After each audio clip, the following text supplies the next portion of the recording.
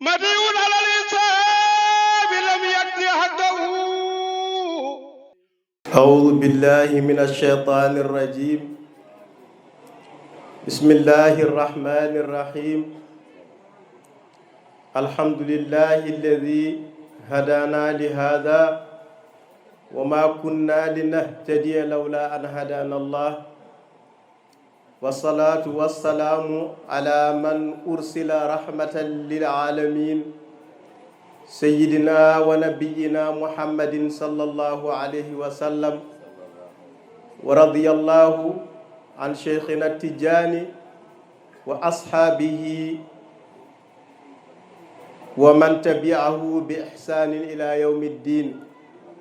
بندرابي جولبي ko ɗoftade yamirore ceerno no ceerno Baro wino nane ni, ɗoftade yamirore mawnum ceerno mum. enen eɗen ɗofto yamirore ceerno men, jinnaɗo men, khalifa men, moƴƴo men mo ganduɗa ko kañum wonani en ɗo hande ceerno Boyinaji. te no jimowo o wiyata ni kala waliyaɓe Fuuta ene qirri ceerno Boyinaji. waɗi noon ko ceerno Boyinaji dendagal julɗo omo yiɗi ɗum, omo yiɗani ɗum. Allah wurti dendagal ɓerɗe julɓe fof e ceerno Boyinaji. kala nde ceerno Boyinaji haala ɓerɗe julɓe dillat. mo garɗen juurade o noon o ko ceerno Boyinaji tan wonno. ceerno Abdoul Aziz ko ceerno Boyinaji zahiran, ko ceerno Boyinaji batinan, ko ceerno Boyinaji qalban, ko ceerno Boyinaji qalaban, ko ceerno Boyinaji hissan, ko ceerno Boyinaji ma'anan. ceerno Abdoul Aziz anduɓe ɓe mbiyanno omo wiya hakkunde makko e ceerno Boyinaji so hoddirnomo ko butel wonno heewi sukkama gasi ala ko wawi hejde toon. ceerno Abdoul Aziz ko moƴƴo, ceerno Abdoul Aziz ko kulɗo Allah, ceerno Abdoul Aziz ko nehiɗo, ceerno Abdoul Aziz ko tedduɗo, ceerno Abdoul Aziz ko jiɗɗo nelaɗo Allah sallallahu alayhi wa sallam, ceerno Abdoul Aziz ko jiɗɗo cheikhana Ahmada Tidiane radiyallahu taala anhu. yo Allah yoɓ ceerno Abdoul Aziz moƴƴere. kala nde darɗa ceerno Abdoul Aziz Dieng a yiyat e makko ceerno Boyinaji. ɗum sadel fof ene seedi ɗum, julɓe fof ene ceedi ɗum.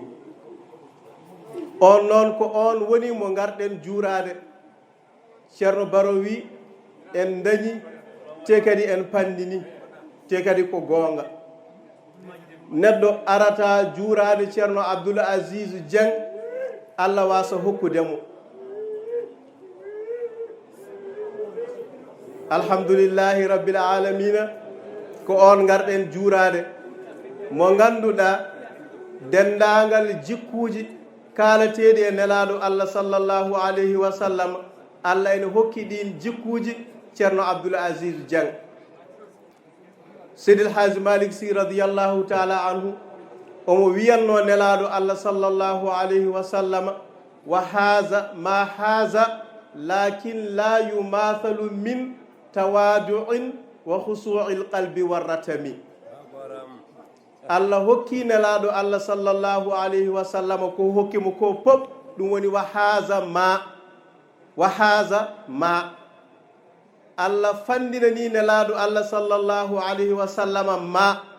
dendagal haza ko nelaɗo Allah fandini ko, kono lakin la yumathalu min tawadu'in, ala mo nelaɗo Allah yerodirte to banggue yankinare. on wodani, Allah tagani on. nde wonno waɗi noon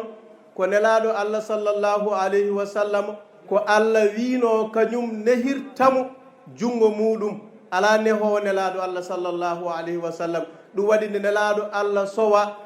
nde nena makko sowimo ene yaara e lebbi ɗiɗi bam makko yalti aduna. nelaɗo Allah yiyani bamum.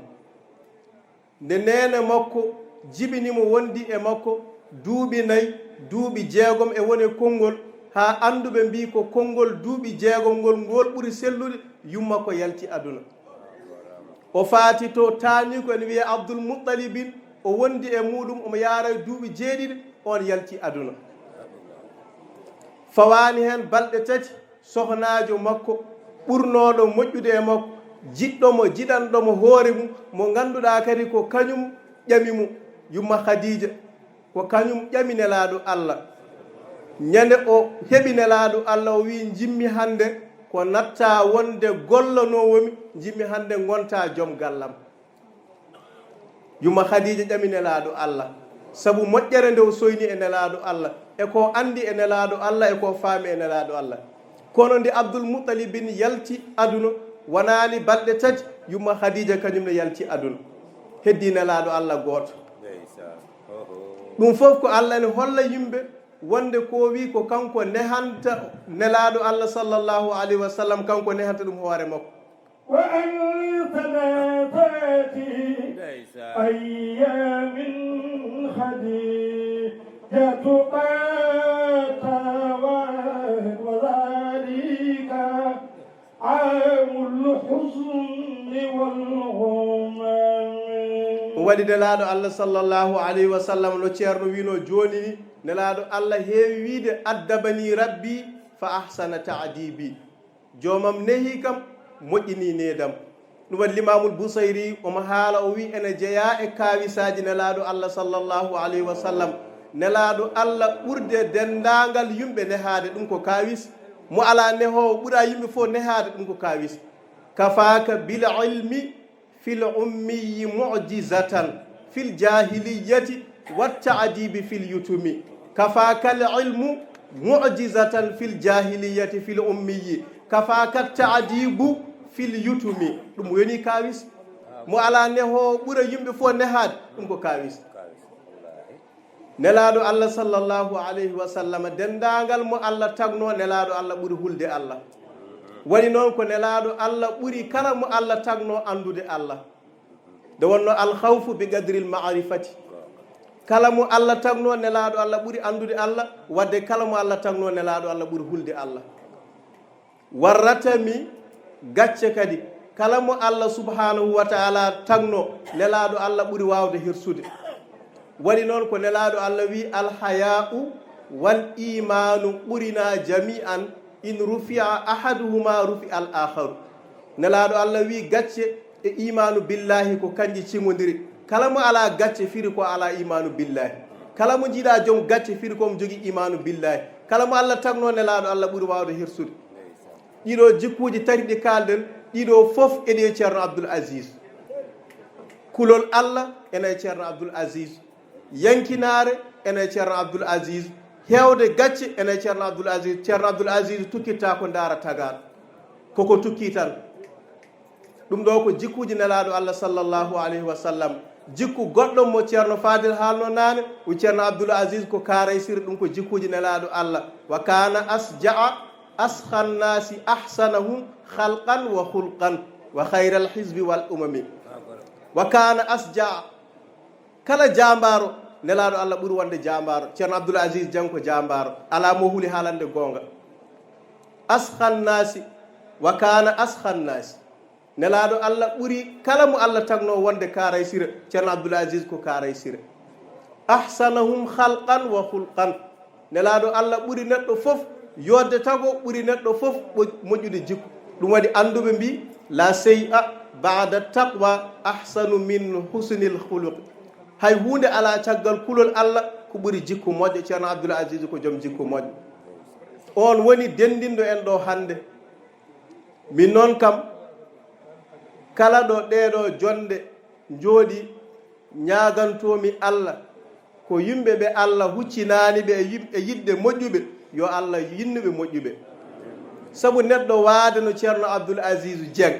mo ganduɗa aduna foof ene andi kulol mum allah aduna foof ene andi moƴƴere mum aduna fof ene andi yankinare mum aduna fof ene andi yidde ɗum nelaɗo allah aduna fof ene andi yidde ɗum cheikh tidiane oɗo wiye kadi ko woni ko wona e goonga ko an biɗo noon woni mo wona e goonga yo allah yinnu en moƴƴuɓe yo allah yinnu en moƴƴuɓe te hay annabaɓe e allah moƴƴindeɓe nder mabɓe e bowal mabɓe hay kamɓe ɓe nduwo yo Allah yinnuɓe moƴƴuɓe. Seydina Yusuf alayhi salam o wino ko rabbi qad ataytani minal mulki ha timmi, kadi wa allamtani min ta'wilil ahadisi ha timmi. Allah fadira samawati wal ardi anta waliyi fi dunya wal akhirah, ñaguimami ko gueɗe ɗiɗi, tawaffani musliman wa alhiqni bisalihina. Allah waran komi julɗo mbattami e moƴƴuɓe. Seydina Yusuf kay ko moƴƴo, ko annabi ko nelaɗo, wona ɗon moƴƴere haali. hay Allah so tawi ene manta jiyaɓe makko e nder alqur'ana o sakkitorto oɗo ko jeeya koye moƴƴuɓe. inna ibrahima kana ummatan qanitan lillahi hanifan wa lam yaku min almushrikina shakiran li an'umih ijtabahu wa hadahu ila siratin mustaqim wa ataynahu fi dunya hasana wa innahu fil akhirati lamina as-salihin. walde yo Allah yinnu en moƴƴuɓe. ceerno Abdoul Aziz ko moƴƴo. ceerno Abdoul Aziz omo jogii e jikkuuji ɗi ngannduɗaa weeɓaani ñeemtinde. minen nde min ngoni ɗo nde ceerno Abdoul Aziz ñande aljuma so juuli takkusan o jiitataamo galle makko ko caggal geeƴe. o juula takkusan o wirdude yimɓe wadifa, yimɓe ɓe njalta jama ngaccamo toon. yimɓe ngara wirdude asrul jumaati tawamo ɗon, birdide asrul jumaati yimɓe njuula futuro ngaccamo ɗon, yimɓe koota haa geeƴe jona garten tawrenmo jama o julde e men geeƴe nde fuɗɗo artidde e men. so juuli takkusan aljuma o artata. kala ko garɗa jama law naatɗa jama cikkuɗa hay goto ala e jama he, so ɓooye yiyat ceerno Abdoul Aziz yalta e cuuri jama he, kanko addotoma jama. ceerno Abdoul Aziz no mbiɗen naane ni kanko woni ceerno boynaji hissan wa ma'anan. jangol wawa hadde ceerno Abdoul Aziz yaade jama, nguleki wawa hadde ceerno Abdoul Aziz yaade jama, toɓo wawa hadde ceerno Abdoul Aziz jang yaade jama. min meeɗi artidde e makko ɗon laawol nde ummi France omo arde ceerno. min duusimo haa ɗo on sahaa ko ndungu laabi saade ndine mettiyade kanƴi fof ene mbaɗi ndiyam. Allah andi no yimɓe jettori ɗo e galle he. yimɓe ngari ɗo hankandi taw woni hedde 4 heures 5 heures, kono ñande hen ceerno Abdoul Aziz adi yimɓe fof jama salat. hay hunde wawa tardinde ceerno Abdoul Aziz jang e yaade jama. on noon woni mo garɗen juurade enen kam en jetti Allah nde Allah waɗi en yiɗɓe moƴƴuɓe, nde Allah waɗi en yiɗɓe ceerno Abdoul Aziz jang. yo Allah hokku en ñemtindeɓe barke nabil Mustafa sallallahu alayhi wa sallam. ko ɗoftade yamirore wonno. allahumma salli ala rasulillahi sallallahu alayhi wa sallam. bismillahi irrahmani irrahim wassalatu wassalam ala khayri man waɗi athara wattabi'ina bi ihsanin ila yawmi ddin. fadilatu cheikh almuzar, ashab alfadila, shurafa, duyuf alkiram, mbiɗo salamina on moni assalamu aleykum wa rahmatullahi wa barakatuhu. gina nde asal wi assalamu aleykum, ko nelaɗo Allah sallallahu alayhi wa sallam salmitimo wi wa aleykum assalam. goɗɗo wi salamun aleykum kullama hajaw qawmi wa haala alhawa bayna aljufuni ma annawmi. mone juuro e ceerno heeɓi madad koye cheikhna Ahmad Tidiani bi wasiɗati ceerno Ahmad ganiyun an tarifi. sa wi ceerno Ahmad tan yimɓe fof ne nganndi. caggal ɗum koye cheikh Tidiani koye Allah subhanahu wa ta'ala. en kaari ɗo hen jangde qur'ana noon koko waɗa woni hen ko waɗa décodé ko firtaka. gila mbiɗen alif lam mim allahu alam bi muradihi, hay ko wona ɗum ne kene ko allahu alam bi muradihi. ko ɗum waɗi Allah wi wa kulla shay'in fassalnahu tafsilan. ndeke alif lam mim ene jeeya e wa kulla shay'in fassalnahu tafsilan ne fira ha labti. allah wi alif lam mim re kitabun uhkimat ayatu o wi summa fussilat kadi firama ndeke wiyoɓe allah alam ɓe muradi ɓe yoɓe jaaɓe mbaɗane décodé ɓe ganda ɗin wonko pirtata mi haaldino e goɗɗo jeddowo o wiɗen kalten tan ko qur'ana e hadis mimi hadis kam mi ɗigginani ɗum ni kaɗina qur'ana tan wona aɗa andi kam ko serni qur'ana e hadis o wi qur'ana ko haala allah hadis ko haala nelaɗo sallallah alayhi wa sallam mimi e kono allah wi kadi allah wi qur'ana ko haalam kono oya kadi ko haali fof kadi min haali joni noon cerditaɗi o yala mi anda mbimi joni aɗa andi qur'ana mo jibrilu addi emo nelaɗo sallallah alayhi wa sallam tan kañum tan allah jibrilu tawaka o yala mi anda allah wi innaka latulaqqa alqur'ana min ladun hakimin alimin aɗa heɓa mubasharatan e hakimin alim ɗum woni sawi nun gaaf sad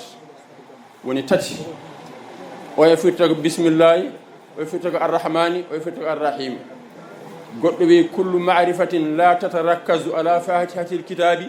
imma suratan aw maanan aw haqiqatan la yutamad biha wala yuthaqa alayha kala gandal ngal wawde fatiha peeso hen ngal ɗon sellani sa limi zaboura tawreta linjil qur'ana fof yalti koye fatiha ɗum noon sa yi bisimillahi arrahmani arrahimi ɗum ɗo ɓe mbiyata ɗum ko azalat sa yi ceerno men cheikh namatin allah anhu o wiyama kanko ɓuuri waliyaɓe fof holko ɓuuri sa wi holko o ɓuuri waliyaɓe aɗa wawi ceerno ma ɓuuri goɗɗo wiye ceerno abdoulkadir gélani sulɗanul awliya ɓuuri kaari ɓuuri kono kamɓe fof soɓe ndendi ala e maɓɓe joguiɗo asaluji ko tati asalul nubuwa asalul wilaya asalul khilafa ɗum woni allifu lam mim woni sharia dariga haqiqa woni islam woni iman woni ihsan ɗum waɗi cheikhu tijani goɗɗo yimamo wimo waza sibɗu aynul mustafa wo warisu sirrin min qablu gar kana mahiya nduɗo ɓosarde ko kaari tan wonti ɗo henna ni ɗum noon ɗum koko wattate haqqille nde cheikh tiyani wiyata kuntu waliyan wa arifan bi wilayati nde cheikh tiyani wona waliyu cheikh tiyani ko aynul wilayati kanko woni wilaya tafajjara min bahri nubuwati safiya ni a salah sallam wona annabi kanko ko nubuwa konko woni aynu nubuwati so wiyama kanko woni aynu nubuwati sa wi alamul ijad wassamai mi wondiri asaman so allah wondiri asaman wona oɗo woni ni a salah sallam alamul ijad idan sama on fadarat so asaman o feeci woni wilaya o so udditima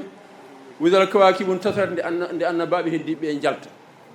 widal biyaru fujjirat kadi waɗi loliyaɓe on kadi so udditi ida zulzilat lardu wona so darga darima al ardu ko wilaya wilaya feecima ida zulzilat so feecima waliyaɓe kadi jalta ko ɗum waɗi kamɓe ɓeɗo koɓe ajabul ujab koɓe hawniɓe sa wi aɗa haalaɓe tan aɗa dañat probléme wo dalilu nde ɓe goni to asal allah yoman yuqridu llaha qardan hasanan hol ñamlowomi ñamane moƴƴere te allah kay ɓuuri alɗude hol ɗum ko ne salah sallam enata asal woni ahadiya wahidiya e ahadiya enen nder asal omo rewa allah nabiyun qubayla al kawni wahada rabbuhu fa sallat alayhi zatu fa ahsin zal qardi holko allah yoɓimo ko cheikh tidiani ko almudel ne wiya haadis o jeyami koto jaaba gardum noon ko ceerno alaji ali to miji ɗon ko toon min garno ziyara somin nani ziyara waɗama tan fof ko cheikh tidiani eyyi ko ɗum waɗi min gari jaafo ɗumen seeɗa tan ne sallah sallam onon nuhaten nde allah wiyata allah wa rasuluhu a haqqu an yurduhu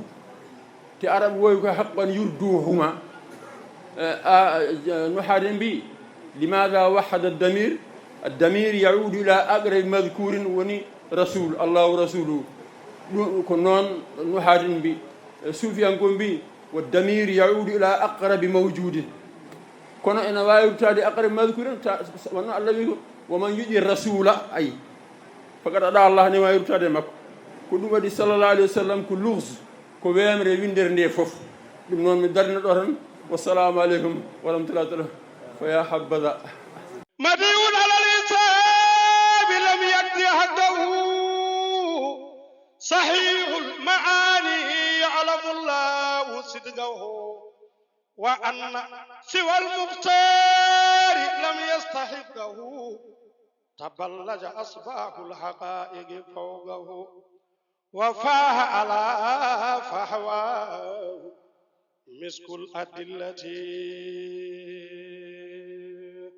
وفاه على فهواه مسك الأدلة